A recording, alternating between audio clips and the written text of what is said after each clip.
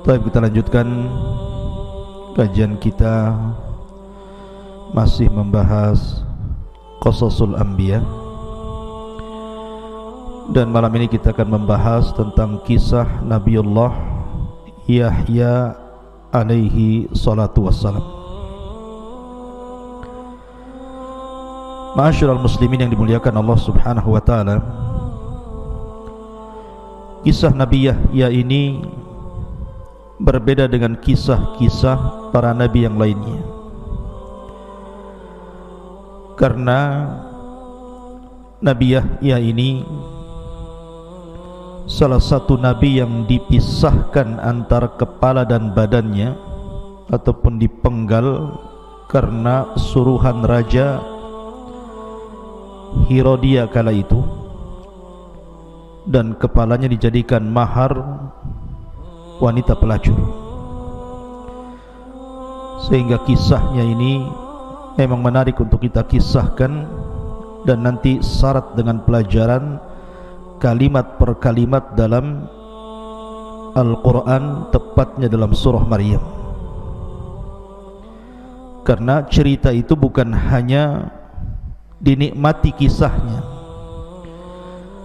tetapi cerita dalam Al-Quran itu setiap ayat per ayat itu ada makna yang harus dipikirkan dan diusahakan untuk diamalkan. Makanya Allah subhanahu wa ta'ala mengatakan Iqra, baca. Bukan hanya dibaca saja, tetapi juga tadabbur ayat-ayat dalam Al-Quran. Kisah Nabi Yahya ini tidak lepas daripada kisah Nabiullah Zakaria. Baik, kita akan masuk pada surah Maryam ayat kedua dan seterusnya. Allah subhanahu wa ta'ala berfirman, Kaf ha ya ain sad, Dzikru rahmati rabbika abdahu Zakaria. Ka ha ya ain sad ini adalah huruf-huruf hijaiyah yang banyak di permulaan Al-Quran atau di permulaan surat-surat dalam Al-Quran. Ahli tafsir, kalau antum baca tafsir, biasanya tidak ada yang mentafsirkan, hanya mengatakan Allah lebih tahu tentang maknanya. Tetapi para ulama memberikan penjelasan kalau ada penggalan-penggalan huruf hijaiyah seperti alif lam mim, alif lam ra, atau seperti di sini ka ha ya ain sad atau toha yasin dan yang semacamnya. Kenapa Allah subhanahu wa ta'ala selalu letakkan di permulaan surat dalam Al-Quran?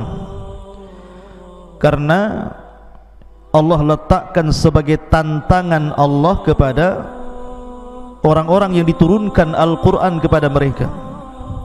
Lah, Quran itu turun di mana? Turun di Mekah.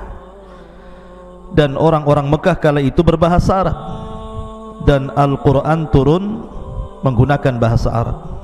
Seolah-olah Allah ingin katakan bahasa kalian sama dengan bahasa Quran, menggunakan bahasa Arab. Artinya bahwa bahasa yang kalian rangkai itu tidak lebih daripada alif sampai ya. Sama dengan Quran juga sama, tidak lebih daripada alif sampai ya. Kalau kalian meragukan Al-Quran, maka silahkan rangkai dengan huruf hijaiyah yang kalian hafal dari alif sampai ya itu kalimat-kalimat semacam Al-Quran. Makanya Allah mengatakan Qul hatu burhanakum in kuntum shadiqin. Ya. Ma'asyiral muslimin yang dimuliakan Allah Azza wa Jalla, ini bentuknya tantangan gitu ya. Kalau kalian tidak yakin dengan Al-Quran, Quran kan pakai bahasa kalian, buat seperti Quran. Itu maksudnya kenapa potongan-potongan huruf hijaiyah ini selalu diletakkan di permulaan surat dalam Al-Quran. Begitu penjelasan para ulama. Kemudian Allah mengatakan penjelasan rahmat Tuhanmu kepada hambanya Zakaria. Idnada rabbahu nidaan khafiyah, ketika dia berdoa kepada Tuhannya dengan doa yang sangat lembut. Artinya dengan doa yang tidak perlu diteriakkan karena Allah itu dekat dengan kita. Makanya sahabat Nabi SAW pernah berkata kepada Rasul, "Ya Rasulullah, Rabbuna qaribun am ba'id?" Rasul, Tuhan kita ini jauh apa dekat? Wa idza kana qaribun fa nunaji wa idza kana ba'idun fa nunadi.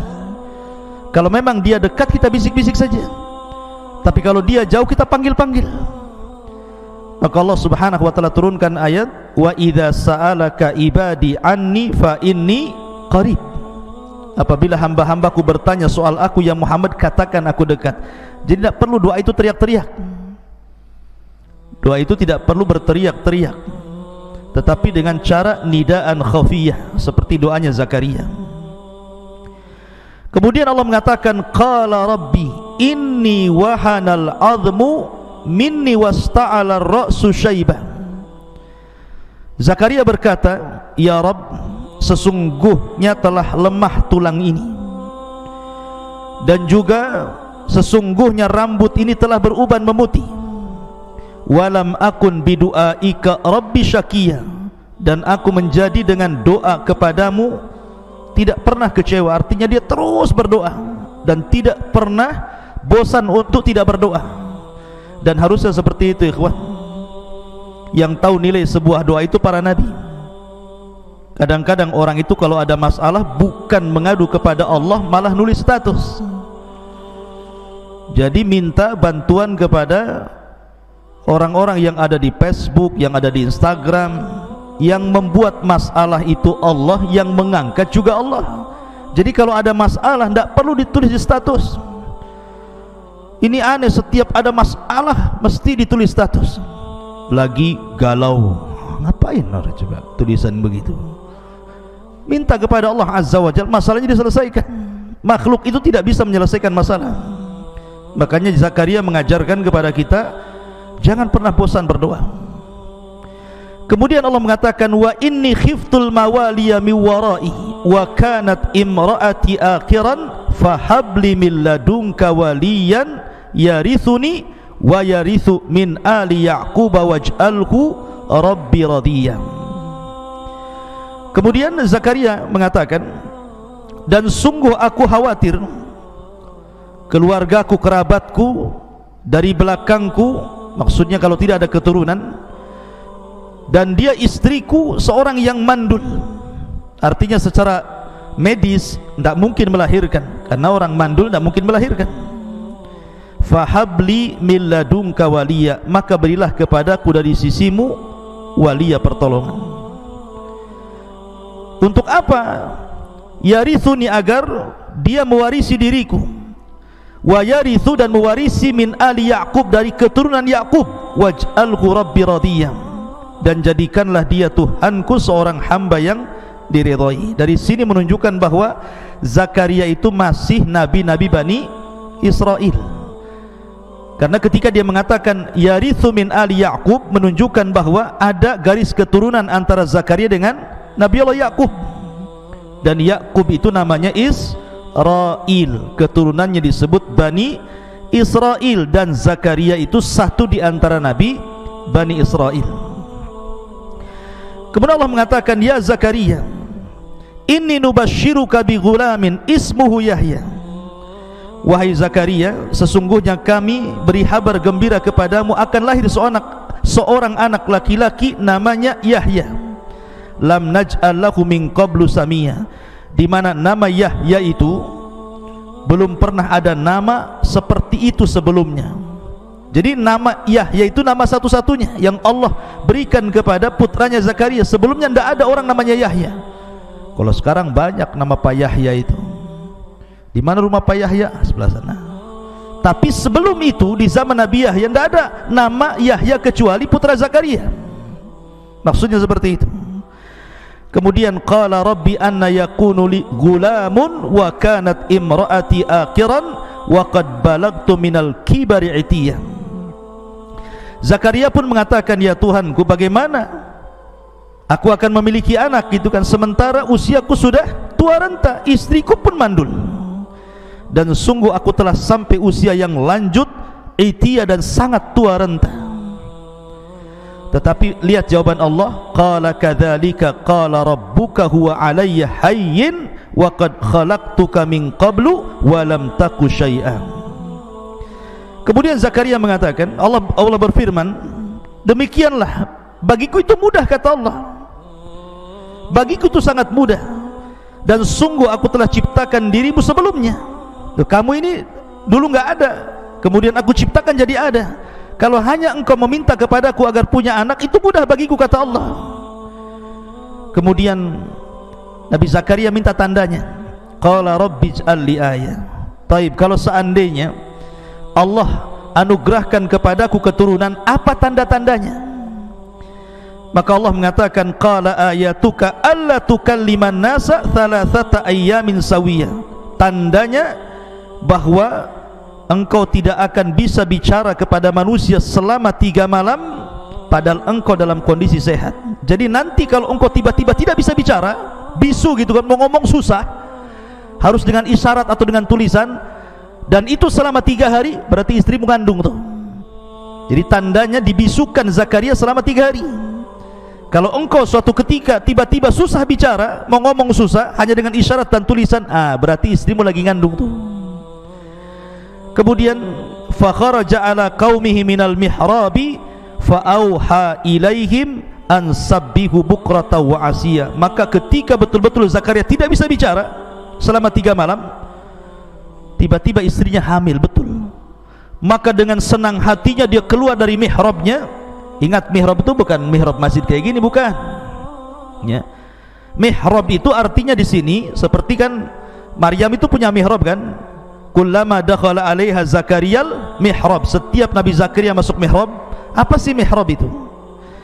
Jadi mihrab itu, ini umpamanya kamar, anggaplah ini satu petak kamar ya. Kemudian di kamar itu dibuat semacam kayu untuk tempat tinggal di atasnya, itu disebut mihrab, itu namanya. Jadi Maryam itu kalau tidur di atas itu, mungkin umpak-umpakan bahasa kitanya ya, dikasih kayu supaya bisa naik ke atas, dikasih tangga. Disitulah Maryam beribadah. Begitu juga Zakaria beribadah di mihrabnya. Jadi ketika tahu istrinya ngandung, dengan bahagianya kemudian Zakaria menemui kaumnya, kemudian memerintahkan kaumnya untuk bertasbih kepada Allah pagi dan petang. Ma'asyiral muslimin yang dimuliakan Allah Subhanahu wa taala. Kenapa, apa alasannya Nabi Zakaria itu kemudian sangat yakin akan diberikan anak oleh Allah Subhanahu wa taala? Karena ketika Nabi Zakaria ini merawat Maryam, Maryam ini masih kecil dan tidak pernah keluar dari mihrabnya. Jadi dia di atas kamarnya itu, kasur di atas kamarnya itu, tidak pernah keluar dari situ. Zikir aja Maryam ini. Jadi suatu ketika Zakaria ini masuk ke mihrabnya Maryam, dan setiap dia mendapatkan melihat mihrabnya Maryam, dia mendapatkan banyak makanan, banyak sekali makanan. Makanya Allah mengatakan, kullama dakhala 'alaiha Zakariyal mihrab wajada indaha rizqa. Setiap Zakaria masuk ke kamarnya Maryam, ke mihrabnya, sudah banyak makanan, terutama buah-buahan. Lah buah-buahan ini yang tidak ada di musim panas, ada pula di musim dingin. Yang tidak ada di musim dingin, ada pula di musim panas. Makanya lihat bahasa Quran. Nabi Zakaria mengatakan kepada Maryam, anna laki hadha. Dari mana buah-buahan ini? Siapa yang mendatangkannya? Sebab kalau seandainya buah-buahan itu ma'ruf, ada di musimnya, tentu Zakaria tidak akan mengatakan anna laki hadha. Dari mana buah-buah ini? Pasti Zakaria pun akan maklum, umpamanya ini musim kurma, banyak kurma di kamarnya, mungkin ada orang ngasih. Atau lagi musim jeruk, tiba-tiba banyak jeruk, paling Zakaria mengatakan siapa yang ngasih buah-buahan ini, tidak mengatakan anna laki hadha. Itu bahasa Quran. Tiba-tiba Maryam mengatakan apa? Huwa qalat huwa min indillah. Ini datang dari Allah. Subhanallah. Ketika Maryam mengatakan demikian, langsung masuk ke akal Zakaria. Kalau seandainya anak kecil Maryam ini saja dengan rajin ibadah di mihrabnya, tidak pernah keluar, bisa diberikan rizki oleh Allah tanpa harus capek-capek mencarinya, tanpa harus menunggu orang mengasihnya, tiba-tiba sudah ada di situ gitu ya. Kemudian yang lebih heran lagi, makanan di musim panas ada pula di musim dingin, buah-buahan di musim dingin ada pula di musim panas. Zakaria berpikir tuh, aku ini sudah tua, istriku sudah hamil, masa Allah nggak mungkin kasih anak kepadaku? Maka lihat bahasa Quran, Allah tidak mengatakan fada'a Zakaria, tapi Allah mengatakan hunalika da'a Zakaria. Nah, pakai hunalik di sini. Apa faedahnya kalimat hunalik di sini? Seolah-olah begini, mumpung ada kesempatan ketika dia melihat Maryam rajin ibadah kemudian diberikan rizki, maka besoknya Zakaria pun ikut cara Maryam, masuk ke mihrabnya, beribadah terus, berdoa terus. Dari situlah kemudian Jibril datang dan menghabar gembirakan kepada Zakaria akan kelahiran Yahya. Hunalika da'a Zakaria rabbah. Dan itu kedahsyatan doa dan ibadah. Lihat ketika Allah mengatakan malaikat datang ke Zakaria menghabarkan gembira, sedang apa Zakaria? Wa huwa qaimun yusalli, kan gitu ya? Wa huwa qaimun yusalli fil mihrab. Jadi malaikat ketika menghabarkan bahwa Zakaria itu akan melahirkan, atau bukan dia yang melahirkan, istrinya akan melahirkan Yahya, Zakaria sedang sholat. Kenapa Allah Subhanahu wa taala tidak menyebutkan Zakaria sedang tidur, Zakaria sedang ngobrol, Zakaria sedang main, Zakaria sedang jalan? Kok sedang sholat diberikan kabar? Kata para ulama, lihat bagaimana sholat itu bisa menyelesaikan sebuah permasalahan.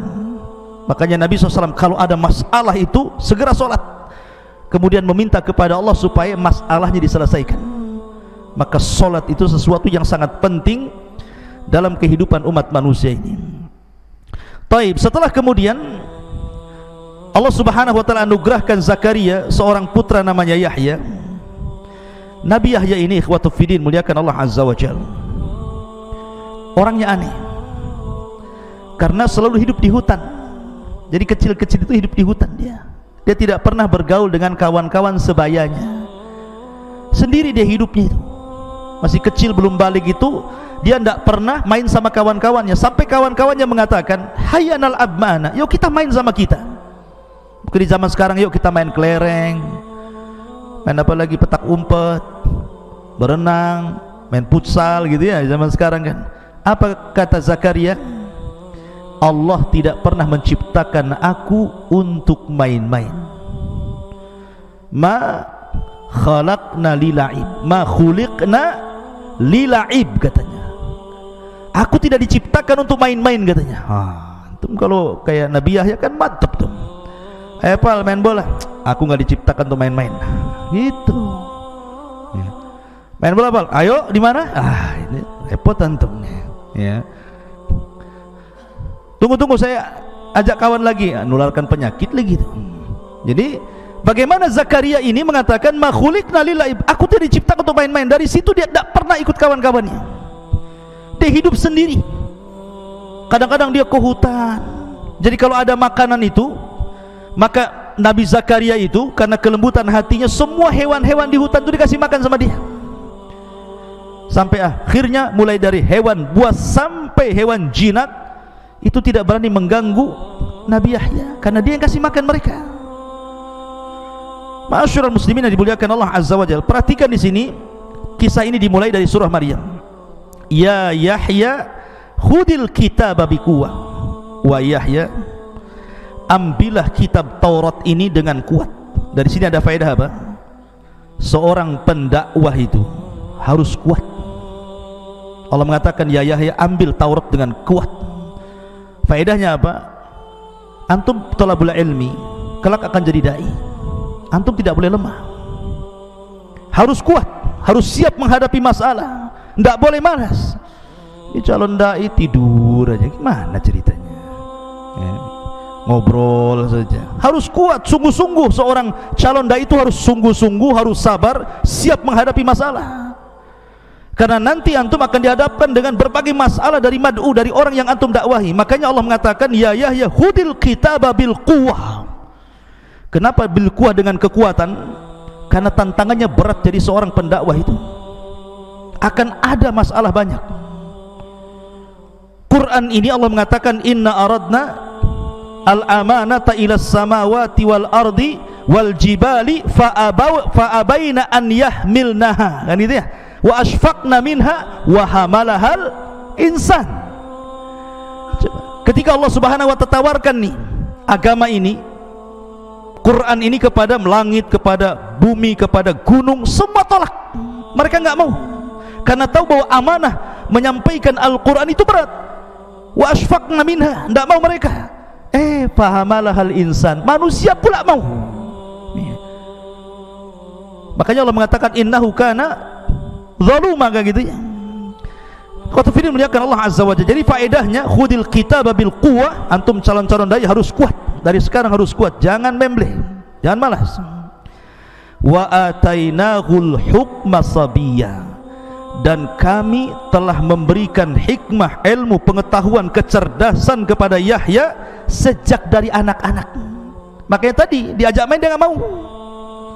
Bahkan suatu ketika Nabi Zakaria ini kehilangan Yahya, namanya anak-anak gitu kan, hilang 3 hari, pusing tuh Nabi Zakaria itu, kemana ini Yahya ini pergi nih. 1 hari tidak ketemu, 2 hari nggak ketemu, 3 hari nggak ketemu, pas hari ketiga baru ketemu. Rupanya Nabi Yahya sedang menggali kuburan, lahat. Kemudian dia duduk di samping lahat itu sambil menangis. Kemudian Zakaria datang dan mengatakan, wahai Yahya, ya bunai, wahai anakku, aku sudah mencari kamu 3 hari, aku tidak melihat dirimu. Dan ini kuburan siapa? Kau hendak menggali untuk siapa? Kuburan untuk siapa ini? Yahya sambil menangis mengatakan, karena Yahya itu terkenal bakain, orangnya itu suka nangis, suka sekali dengan nangis, karena takut kepada Allah Azza wa Jalla. Dan dia mengatakan, ya Abi, bukankah kau yang menghabarkan kepada aku bahwa antara kita ini akan berada di antara sorga dan neraka, dan yang bisa menghantarkan kita ke sorga itu adalah dengan tangisan. Maka aku melihat kematianku di sini, aku menangis. Maka dua-duanya sama-sama menangis akhirnya. Jadi Zakaria itu diberikan kecerdasan luar biasa. Itu sejak kanak-kanak itu. Makanya dia diangkat jadi nabi itu dari kanak-kanak sudah diangkat jadi nabi gitu, karena Allah berikan kecerdasan. Tidak ada anak-anak di zamannya, bukan lagi anak-anak, orang dewasa yang paham Taurat kecuali Yahya. Jadi Allah sudah pahamkan Taurat itu sejak kecil. Sudah belajar Taurat, akhirnya paham. Kayak antum, seusia antum ini sudah hafal Quran plus dengan tafsirnya 30 juz, gitu maksudnya kan, mantap tuh. Ini Quran saja sudah belum hafal, cerita tafsirnya pula kan gitu ya. Jadi Nabi Yahya itu sejak kecil sudah hafal Taurat betul-betul, dan dia memiliki suara indah ketika membaca Taurat. Lihat Allah sifatkan bagaimana sifatnya Yahya ibn Zakaria ini. Wa hananan min ladunna wa zakatan wa kana taqiyya. Allah mengatakan wa hananan min ladunna, dan kami berikan perasaan sayang dari sisi kami. Jadi Yahya itu terlahir sebagai manusia penyayang. Kenapa Allah Subhanahu wa ta'ala katakan kami masukkan ke hati Yahya itu perasaan sayang, sayang kepada sesama. Kalimat hanan dalam bahasa Arab, ikhwan, biasanya digunakan untuk kasih sayang seorang anak kepada orang tua. Itu kalimat hanan. Kenapa Allah Subhanahu wa ta'ala sifatkan Yahya ibn Zakaria ini dengan sifat hanan, penuh dengan kasih sayang? Karena dia punya orang tua sudah tua. Zakaria itu sudah 100 tahun lebih usianya, artinya sudah kakek-kakek renta. Istrinya juga sama, sudah nenek-nenek. Yang dibutuhkan orang tua yang sudah renta itu kasih sayang dari anak-anaknya. Makanya antum itu kalau pulang sayangnya orang tua antum. Diperintahkan apa saja selama tidak maksiat, siap bu, siap pak, begitu. Jangan nantilah, belum tidur, capek. Ini nggak jelas ini. Ya. Lihat Yahya ini, karena Allah Subhanahu wa ta'ala mengingatkan Zakaria sudah tua, istrinya sudah tua, berarti Yahya ini harus berbuat baik kepada orang tuanya. Makanya disifati wa hananan min ladunna wa zakatan, dan kesucian hatinya, wa kana taqiyya, dan dia orang yang bertakwa. Makanya ketika Allah Subhanahu wa ta'ala berfirman tentang sifat-sifat setelahnya, wa barran biwalidayhi. Lihat bagaimana seorang Yahya ibn Zakaria itu orang yang suka berbuat baik kepada orang tuanya. Walam yakun jabbaran asiya, dan dia tidak pernah sombong dengan orang tuanya dan tidak pernah durhaka dengan orang tuanya. Lihat bahasa Quran, ikhwan. Ketika Allah mensifati Isa dengan mensifati Yahya berbeda. Di sini Allah mengatakan apa? Wa barram biwalidayhi wa lam yakun jabbaran asiya, pakai asiya. Tapi ketika mensifati Isa apa? Wa lam yakun jabbaran syakiyah. Ketika Allah menyebutkan Isa menggunakan syakiyah. Ketika Allah mensifati siapa? Yahya, asiya. Apa bedanya syakiyah dengan asiya itu? Kalau syakiyah itu di atasnya asiya, jadi lebih parah lagi, kurang ajarnya gitu ya. Kenapa? Ketika kemudian Allah mensifati Nabi Isa bahwa dia bukan orang yang sombong kepada orang tuanya dan tidak pernah kurang ajar sekali kepada orang tuanya, karena Yahya itu masih ada ibu, masih ada bapak. Sehingga kalau seandainya seseorang anak punya ibu bapak, suatu ketika mungkin dia tidak nurut sama ibunya, kemudian ibunya sakit hati, ada yang kasih nasihat suaminya, memberikan kesabaran. Makanya masih terhibur ibunya dengan suaminya, walaupun anaknya kurang ajar gitu ya. Lah makanya menggunakan Asia. Beda dengan Isa. Isa hanya punya ibu, tidak punya suami gitu ya. Sehingga kalau dia disakiti anaknya, sakit hatinya itu dalam. Makanya ini juga risalah kepada orang-orang yang hanya punya ibu dan sudah tidak punya ayah. Maka jangan sakiti hati ibu Anda, karena sakitnya itu lebih dalam dibandingkan ketika masih ada suaminya. Nah, itu maksudnya di situ ya. Ini pelajaran besar juga bagi antum yang syukur-syukur antum masih punya kedua orang tua. Allah mengatakan wassalamun alaihi yauma wulida wa yauma yamutu wa yauma yub'atsu hayya. Gak apa-apa kita akhirkan nanti isyanya. Dan sejahteralah atas Yahya pada hari dilahirkan, pada hari dia meninggal, dan pada hari dia dibangkitkan. Dan itulah keinginan kita, selamat saat dilahirkan, selamat saat diwafatkan, dan selamat saat dibangkitkan. Taib ini kisah daripada dalam surah Maryam. Kita masuk pada kisah inti. Masyaallah muslimin yang dimuliakan Allah Azza wa Jalla. Di zaman Nabi Yahya itu hidup 3 nabi. Pertama Zakaria, yang kedua Isa, yang ketiga Yahya. Ini hidup sezaman. Zakaria, Yahya, Isa hidup sezaman.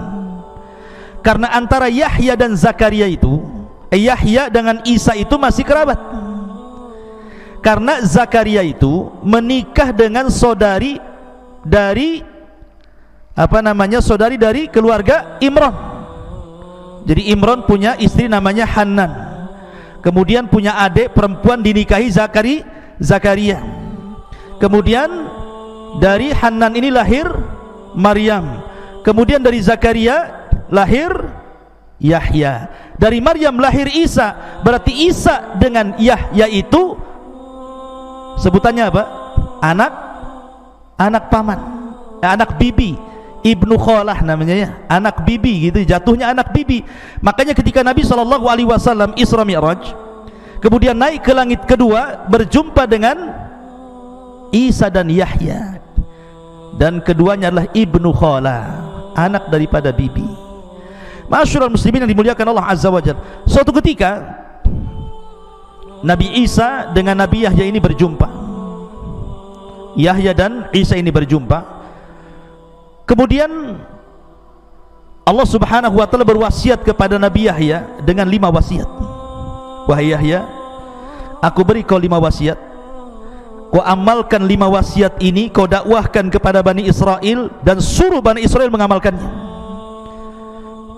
Ketika berjumpa dengan Nabi Isa, Yahya bercerita bahwa dia diberikan 5 wasiat oleh Allah Azza wa Jalla, dan menyebutkan wasiat-wasiatnya. Kata Isa, wahai Yahya, kau harus segera menyampaikannya. Apakah aku yang harus menyampaikan wasiat itu ataukah dirimu? Saya takut kalau engkau yang lebih dulu menyampaikan wasiat Allah kepadamu, akan datang azab kepadaku. begini saja, biar saya yang menyampaikan, kumpulkan Bani Israel. Akhirnya kemudian dikumpulkanlah di Baitul Maqdis Bani Israel. Kemudian Nabi Isa pun menyampaikan wasiat Allah kepada Nabi Yahya. Berapa wasiat? 5 wasiat. Saya ringkas saja karena panjang. Pertama, an ta'budullaha wa la tusyriku bihi syai'an. Jangan sekutukan Allah dan sembahlah Allah saja. Tauhid. Wasiat pertama tauhid. Sembahlah Allah, jangan sekutukan Allah dengan siapapun. Yang kedua, wa amurakum bisalah. Dan aku perintahkan kalian dengan salat. Fa innallaha azza wa jalla yansibu wajhahu liwajhi 'abdihi ma lam yaltafit fa idza shallaitum fala taltafitu. Yang kedua, laksanakan salat dan jangan menoleh ketika salat, sebab Allah selalu menghadapkan wajahnya kepada hambanya selama hamba itu tidak menengok dalam salatnya. Kemudian yang ketiga, wa amurakum bisyam. Aku perintahkan kalian untuk berpuasa. Kemudian yang keempat, wa amurakum bisadaqah. Ya. Dan aku perintahkan untuk sedekah. Subhanallah. Sedekah ini tinggi nilainya setelah tauhid, salat dan puasa. Kemudian yang terakhir, wa amurakum bidzikrillah. Dan aku perintahkan kalian untuk memperbanyak zikir kepada Allah Subhanahu wa taala. Ketika Nabi SAW menyampaikan hadis ini, maka Rasul mengatakan, sebagaimana Yahya diberikan wasiat 5 perkara untuk disampaikan kepada umatnya, maka aku juga diberikan wasiat oleh Allah 5 perkara agar kusampaikan kepada umatku. Kata Nabi SAW, wa ana amurakum bi khamsin Allahu amarani bihinna. Dan saya perintahkan kepada kalian 5 perkara sebagaimana Allah perintahkan 5 perkara kepadaku. Yang pertama, bil jamaati. Yang kedua, bis sam'i. Yang ketiga, bil ta'ati. Yang keempat, bil hijrati. Dan yang kelima, bil jihadi fi sabilillah. Pertama, bil jamaah. Maksudnya jamaah ini jangan keluar dari ketaatan kepada pemimpin, karena itu ciri-ciri khawarij. Yang kedua, mendengar kepada pemimpin, jangan bermaksiat selama perintahnya itu ma'ruf. Kemudian yang ketiga, taat selama perintahnya tidak maksiat. Kemudian yang keempat, hijrah. Hijrah di sini maksudnya dari perkara buruk menjadi perkara baik, dari lingkungan buruk menjadi ke lingkungan yang baik, dari negara kafir ke negara Islam, dan begitu seterusnya. Mana hijrah ini luas. Kemudian yang terakhir, bil jihadi fi sabilillah, untuk berjihad di jalan Allah, baik dengan jiwa, dengan harta, dengan waktu, dan begitu seterusnya.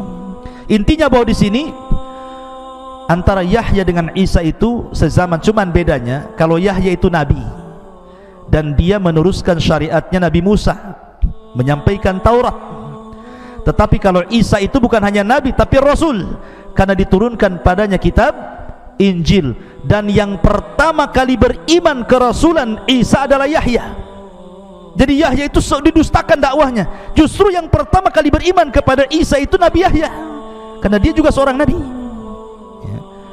Karena kurang lebih para nabi itu ketika berdakwah didustakan. Taib, karena juga waktu, kita langsung saja.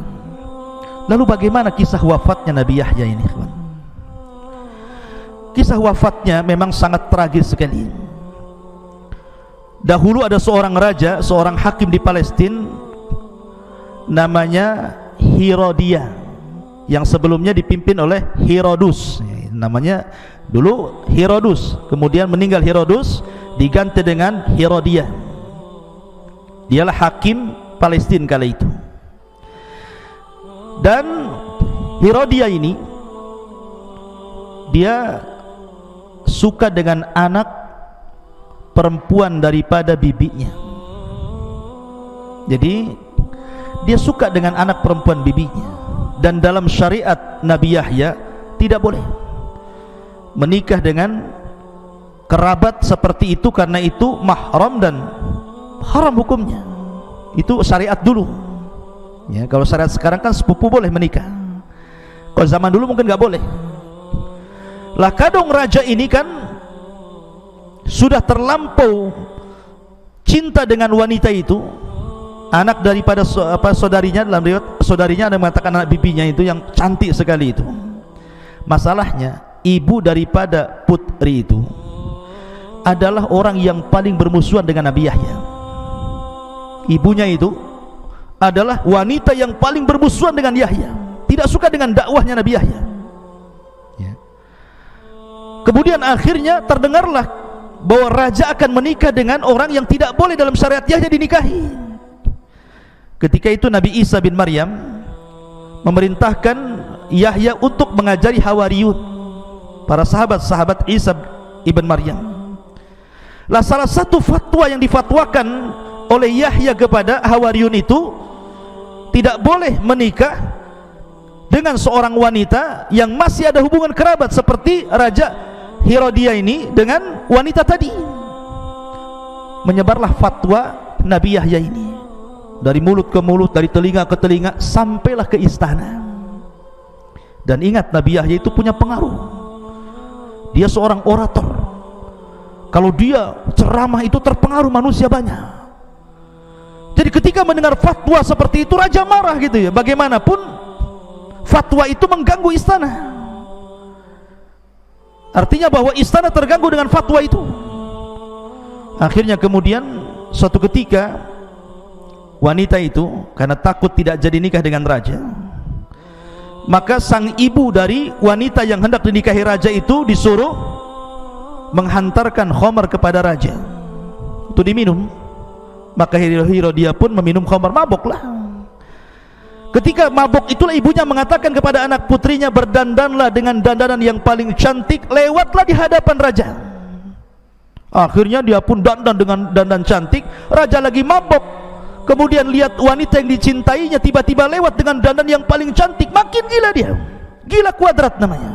Udah gila-gila lagi, gila di atas gila ya. Maka akhirnya dikejarnya wanita itu dan mengatakan, ayo nikah sekarang, ayo nikah sekarang gitu ya. Tetapi wanita ini sudah dibisikin oleh ibu yang kafir ini dan mengatakan, kalau raja menghendaki supaya cepat nikah, maka katakan kepada sang raja, maharnya kepala Yahya, maharnya kepala Nabi Yahya. Subhanallah ya.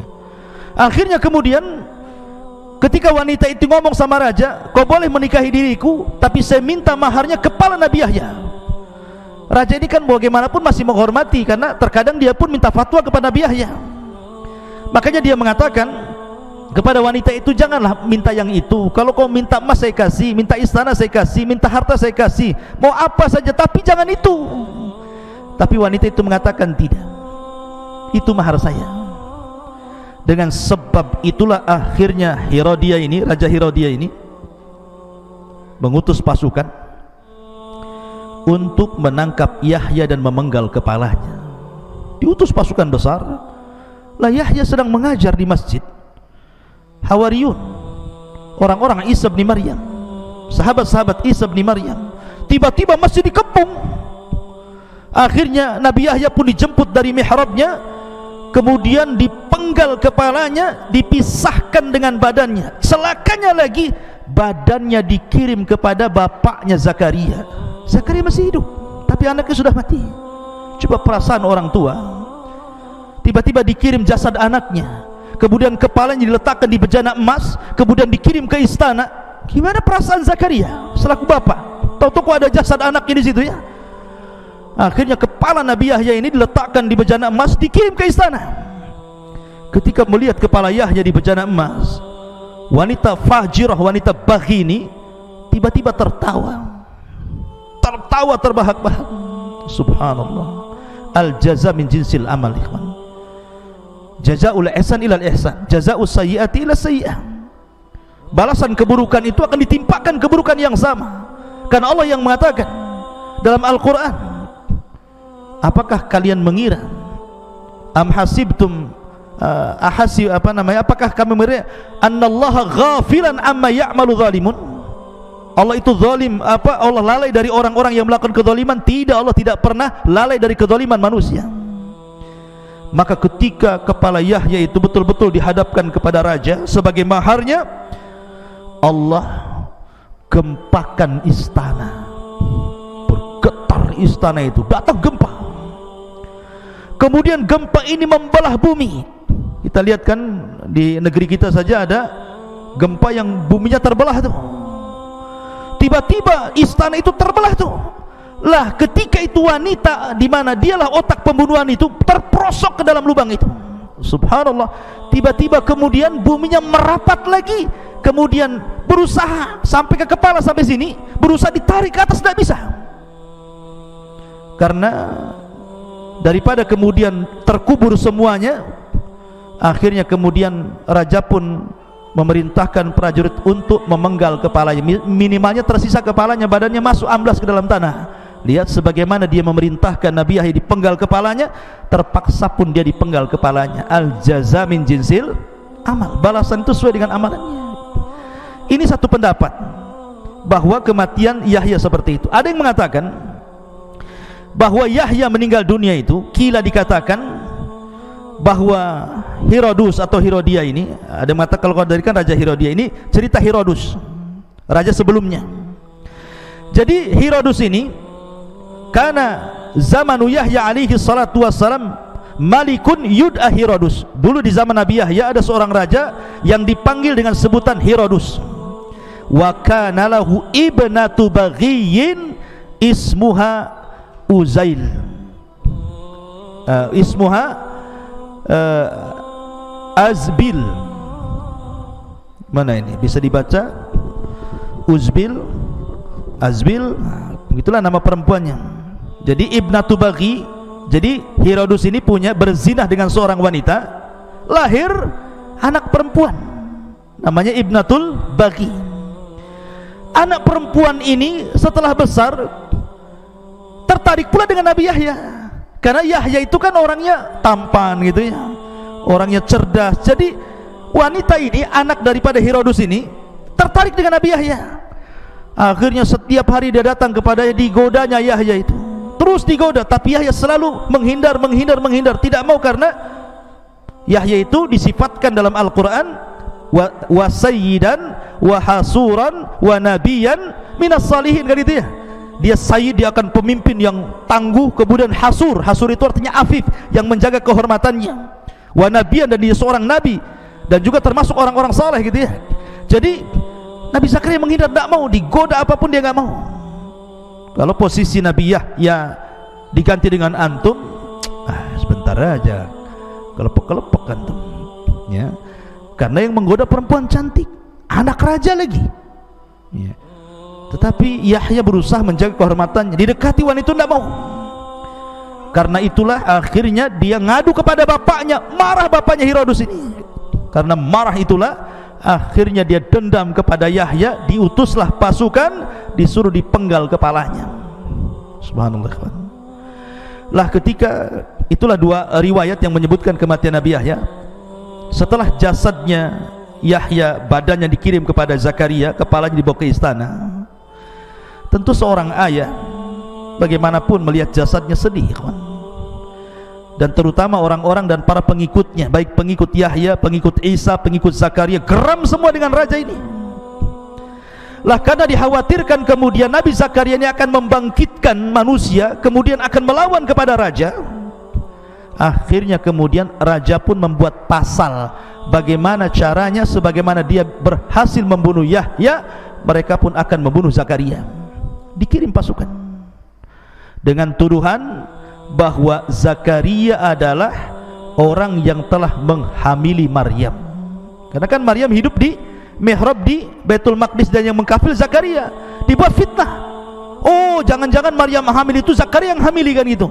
Makanya orang-orang Yahudi sampai hari ini mereka menganggap bahwa Isa itu anak zina. Karena itu tuduhan Herodus. Ini kan Herodus kan raja Yahudi masalah di zaman itu ya. Tuduhlah dia dengan tuduhan bahwa Zakaria telah berzina dengan Maryam. Itulah dia pantas untuk dibunuh. Maka disebarlah pasukan untuk menangkap Zakaria.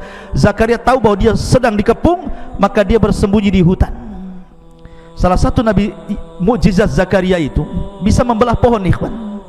Jadi pohon itu bisa dibelah, kemudian dia bisa masuk, kemudian pohon itu akan menyatu lagi. Dia bisa bersembunyi di dalam pohon itu. Jadi pasukan ini ke hutan nyari-nyari Zakaria, nggak ketemu. Sayangnya ketika Nabi Allah Zakaria masuk ke dalam pohon itu, rupanya datang iblis. Iblis ini melihat Zakaria masuk ke dalam pohon, kemudian bajunya ini tidak masuk semua, ada sedikit baju yang nyempil. Jadi ketika pohonnya rapat, bajunya keluar sedikit gitu maksudnya. Dan iblis tahu. Ketika pasukan datang nyari ke hutan sana sini nggak ketemu, akhirnya kemudian iblis pun menjelma manusia dan mengatakan, kalau kalian mencari Zakaria, ku kasih tahu di mana dia berada. Kata iblis, tuh di pohon sana. Kau bawa gergaji pohon sana, maka kalian akan berhasil membunuh Zakaria. Akhirnya kemudian ditunjukkan oleh iblis tempat Zakaria bersembunyi dalam pohon itu. Mereka sudah bawa gergaji, digergajilah pohon itu menjadi berbelah-belah. Akhirnya keluar darah dan Allah takdirkan Zakaria meninggal di situ. Lihat bagaimana anak dan bapak dua-duanya dibunuh dengan cara sadis oleh orang-orang Yahudi di zaman itu. Cukup sampai di sini? Tidak. Isa masih hidup. Isa kan masih hidup. Akhirnya setelah mereka berhasil membunuh Yahya, membunuh Zakaria, targetnya sekarang Isa. Tidak mungkin Isa diam, pasti akan memberikan pengaruh. Itu kata raja. Akhirnya bunuh juga Isa. Dikepunglah orang-orang itu, mengepung rumah Isa bin Maryam yang ketika itu Isa sedang mengajarkan kepada orang-orang Hawariyun, beberapa orang saja Hawariyun Isa itu. Dan ingat, kalau antum berjumpa dengan orang-orang Nasrani ataupun orang-orang yang mu'alaf masuk Islam dan dulunya dia seorang Nasrani, biasanya keyakinan yang tersebar di antara mereka bahwa yang diserupakan dengan Isa adalah pengkhianat. Pengkhianat, salah satu murid Isa yang berkhianat. Memang ada pendapat seperti ini, tetapi dalam Islam pendapat yang kuat bukan. Yang diserupakan dengan Isa adalah muridnya Isa sendiri, bukan murid Isa yang berkhianat. Ya. Dan itu pendapat kita kaum muslimin. Jadi yang meninggal itu, yang disalib, yang ditangkap, disalib, dibunuh itu salah satu murid Isa, bukan murid Isa yang berkhianat sebagaimana yang mereka sangkakan seperti itu. Sebagaimana fatwa daripada Syekh Shalih Fauzan hafizahullah taala. Jadi yang meninggal itu salah satu muridnya. Lah muridnya ini berkorban untuk nabinya. Ketika Isa mengatakan, siapa di antara kalian yang mau Allah jadikan wajahnya serupa dengan wajahku, maka dia akan menjadi saudaraku kelak di sorga, menjadi temanku di sorga. Maka yang paling mudah mengatakan, saya wahai Nabi Allah. Maka akhirnya diusaplah wajahnya oleh Isa. Kemudian wajahnya persis mirip dengan Isa bin Maryam. Kemudian Isa merintahkan Hawariyun yang lainnya untuk menyebar, pergi, menghindar, dan disuruh mendakwakan Injil supaya Nasrani ajaran Injil kemana-mana. Tetapi setelah mereka pergi, yang ada di rumah itu cuma dua, Isa dengan salah satu muridnya yang diserupakan dengan Isa. Maka Isa pun kemudian oleh Allah ditidurkan, inni mutawaffika, ya Isa, aku wafatkan. Mutawaffi di sini artinya apa? Allah tidurkan, bukan Allah matikan, Allah tidurkan. Makanya doa setelah tidur apa? Siapa yang hafal doa setelah tidur? Doa setelah tidur apa? Alhamdulillahilladzi amatana ba'dama ahyana ba'dama amatana wa ilaihi nusyur, kan itu. Ya alhamdulillah, segala puji bagi Allah yang telah menghidupkan dari kematian. Berarti mati tidak harus hilang nyawanya. Tidur itu disebut mati juga, gitu maksudnya di sini ya. Maka kalimat inni mutawaffika wa rafi'uka ilayya, sesungguhnya aku wafatkan, maksudnya aku tidurkan dan aku angkat engkau hai Isa. Ketika Allah sudah angkat ke langit, datanglah rumah itu dikepung oleh tentara raja itu. Kemudian ditangkaplah orang yang menyerupai Isa, padahal itu murid setianya Isa.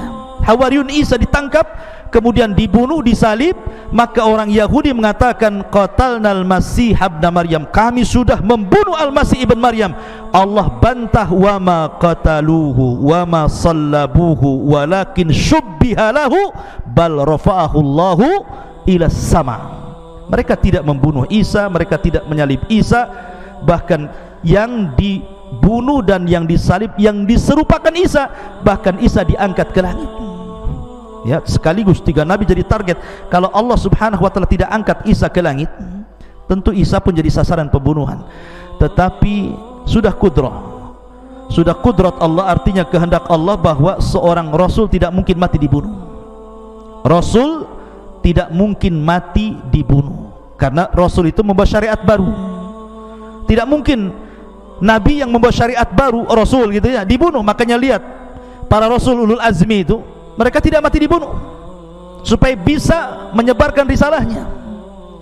Dan para ulama mengatakan ketika Isa naik ke langit, maka Isa sudah menyampaikan seluruh risalah Injil kepada kaumnya. Artinya ketika diangkat itu sudah tidak lagi ada beban menyampaikan Injil. Makanya ketika turun di akhir zaman, dia tidak lagi diperintahkan Allah untuk menyebarkan Injilnya, tetapi ada tugas lain. Pertama, intinya tugasnya adalah membunuh Dajjal. Kemudian setelah itu mematahkan salib, membunuh babi, dan berhukum dengan hukum keadilan. Dan Isa akan hidup di akhir zaman.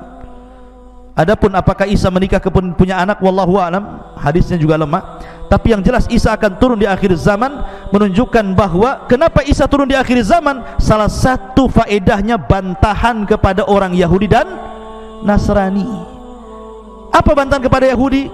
Kalian ngomong aku sudah mati, ini aku turun loh, aku masih hidup. Nah gitu maksudnya. Adapun bantahan kepada Nasrani, karena Isa sholat di belakang Imam Mahdi, nggak mungkin Tuhan sholat di belakang Imam Mahdi. Mereka kan mengatakan bahwa Isa itu Tuhan, ada yang mengatakan Isa anak Tuhan, Isa satu di antara 3 Tuhan, kan itu ya? Tidak. Isa sholat di belakang Imam Mahdi, menunjukkan dia hamba Allah dan Rasulnya. Kita tidak membeda-bedakan para nabi dan Rasul, termasuk Isa bin Maryam kita beriman ya, dan kita mencintai Isa sebagaimana mencintai para nabi yang lain. Wallahu a'lam. Ini diantara kisah Nabi Yahya ibn Zakaria. Subhanallah bihamdika asyhadu an la ilaha illa anta astaghfiruka wa atubu ilaik. Allah ta'ala. Assalamualaikum warahmatullahi wabarakatuh.